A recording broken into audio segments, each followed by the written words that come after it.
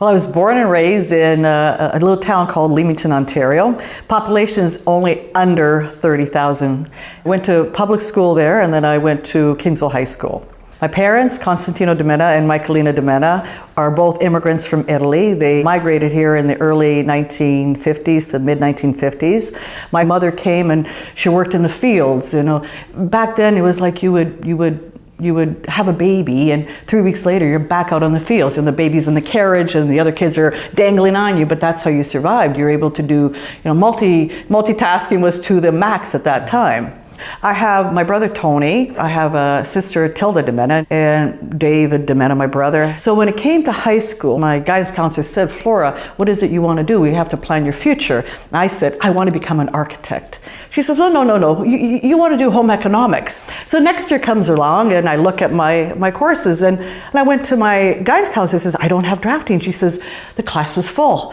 I go, "This is my luck." So one day I was at my locker, and the drafting teacher came out of his class, and he says, "Flora," he says, "I'm surprised you're not in my class." And I says, "I wanted to, but apparently the guidance counselor said you were full." And he says, "Come with me." So I followed him into class. He says, "Look, it's half full." You know, I went to St. Clair College, so I had to decide what school to go to.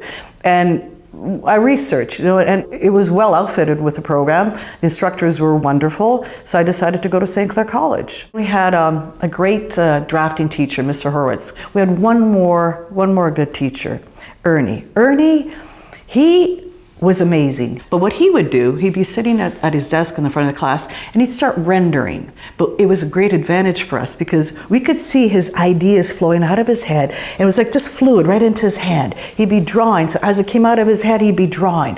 So to see firsthand a professional work on a project was the greatest thing we could have, the greatest gift we could get.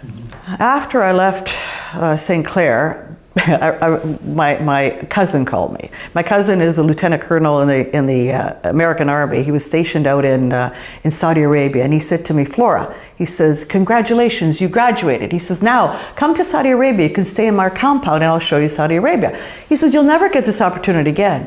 And I says, "Holiday? I'm not taking a holiday. I'm going to work. I just graduated. I need to get a job," right? So then I continued on to find work. So back in about 1986, I finally decided to go on my own and start my own business. And before that, there was years before that, people kept saying to me, "Well, Flora, why don't you start your own business?" And I kept saying, "I don't need the problems. I don't need the aggravations. It's a lot of stress." And then one day, you just know within yourself, you just wake up and you go, "Today's the day. You know what? I think I can handle it. I think I want this challenge." So back in 1987, I got up and I said, "Okay, so this is what I'm going to do. I'm going to run my own business." But then I thought, I've worked so many hours for everybody else. I need to do what my cousin told me back when I graduated, take a break, okay? And I should have taken that trip in Saudi Arabia because I've not been there yet.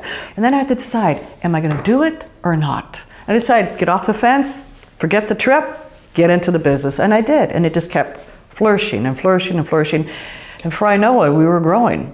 So I put together a team where I've got my architect, structural, mechanical engineers, landscape architects, and contractor together.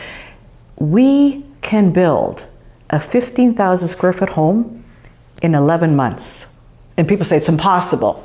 It's not impossible. There have been days that we start at 7 a.m. and finish, without a joke, 5 a.m. in the morning, straight. And you wonder, why does the staff stay that long? Because they're just as anxious and just as happy to see that this is going to happen. You have to have this passion. People are built differently. They have to have this passion to really want to do something with your life and stop complaining about somebody can't do it because of this or they can't do it because of this. There's always a way to make an excuse that's somebody else's fault of why you can't do what you want to do. But if you just, I always say, opportunity knocks on the door for everybody. Everybody has this opportunity. And it's a matter of you getting up and opening that door and saying, what's there?